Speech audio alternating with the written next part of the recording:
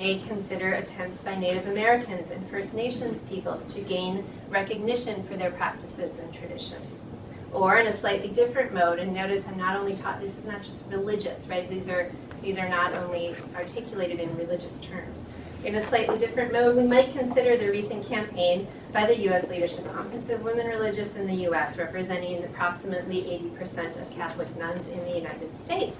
As many of you probably know, the women religious have taken a stand in the face of disciplinary action by the Vatican, which was detailed in the recent doctrinal assessment of the Leadership Conference of Women Religious. And as I probably should have mentioned at the beginning, I've recently co-edited with Winnie Sullivan a series of posts on the academic blog, The Immanent Frame, in which we consider a lot of these issues. So if anyone is interested in that, I'm happy to send you the link. One of those pieces was written by Elizabeth Castelli, and I'm drawing on it here. And in Elizabeth Castelli's description of the Vatican's assessment, she says, religious freedom emerges as nothing more than a mode of shoring up the authority of the magisterium of bishops, not a set of values that shelters and protects the acts of conscience undertaken by Catholic women religious in the U.S., end quote.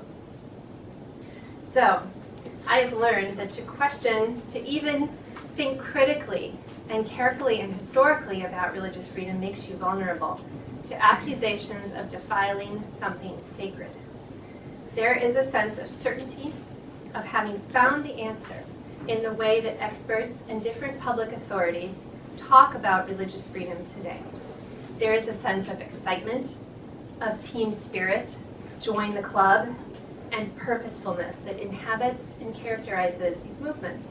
There's also a sense of existential trust, of having expunged a sense of foreignness from existence and found a place to settle in committing to religious freedom for one and all. It's a comforting notion. The approach that I am proposing, or that I'm drawing your attention to here, doesn't share this sense of certainty, surety, or stability. Religious freedom isn't something that can be defined and promoted by a state, a church, an international organization, or any other centralized authority or institution. Instead, we can talk about different modes and modalities of freedom that emerge as sites of resistance to attempts to arbitrate religious orthodoxy and to fix standards of inclusion and exclusion. Like William James's transnational anti-war and anti-imperial politics, this mode of political action and activity links multiple sites and multiple jurisdictions into a network of struggles and actions. These local energies don't come together into a unique, coherent, unitary package that we can set on the table and say, isn't it beautiful, religious freedom? There is no single politics here. There is no prescriptive program that we can go around and tell everyone to live by. Rather, there is what Livingston, inspired by Gilles Deleuze, describes as a nomadic anti-authoritarianism, an agonistic engagement with power that's always situated in local micropolitics, as in the Syrian case. There isn't a larger unity that gathers up all lived experience into a neat and tidy whole. There is no consensus waiting to be settled on. If only the obstinate would back down and come around, if only we would just play by the rules as we are told. So, who's the subject of religious freedom? This approach to thinking through and about religious freedom relies on a notion of a religious subject that is conditioned but not determined by legal, religious, and discursive structures. I think this is important to point out. This is a subject that is an individual, a person, that is never fully constituted or fully captured by orthodoxy of any kind. Instead, I'm adapting Sullivan's approach to religious lives as eclectic, as adaptive, as acculturating, meaning that they mix not only with other religious traditions around them, but also with practices from the broader cultures that surround them. What this means, of course, is that there is no such thing as authentic religion or authentic secularism. This is a messy, complex field.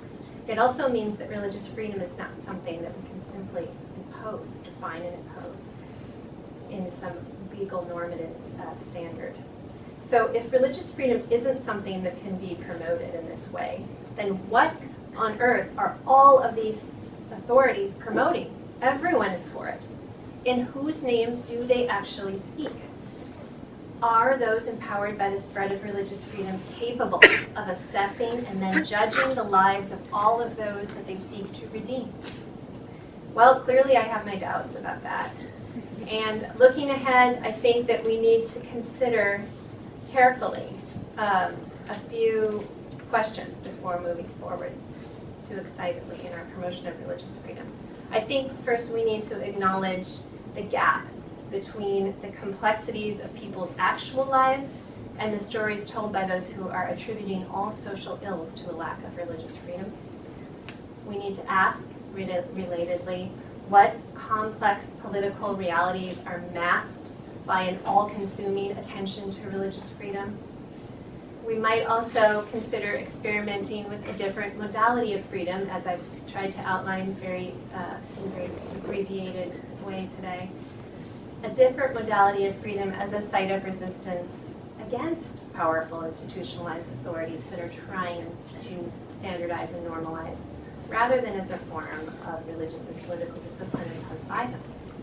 So we might consider responding, in Canada and elsewhere, to the seemingly unstoppable onslaught of religious freedom advocacy in the name of alternate ways of being religious, alternate ways of being human, ways that are now being sidelined, I'm afraid, ironically, by a singular focus to secure religious freedom. Thank you.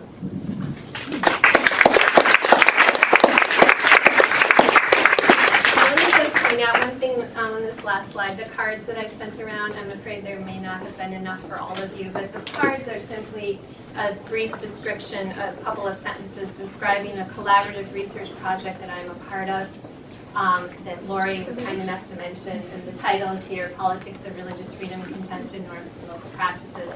So this is one very small part of a much, much bigger project in which we try to address, I can't say we answer, but we try to address many of the questions that I raised today and a lot of others that I didn't raise and that I'm not equipped to study. And that's why we're working with quite a number of different people who are helping us to think through these questions in a global, comparative, and historical context. So I would encourage anyone who's interested to visit the website and also to have a look at the Imminent Frame series of essays, and finally also to be in touch. I welcome any further inquiries.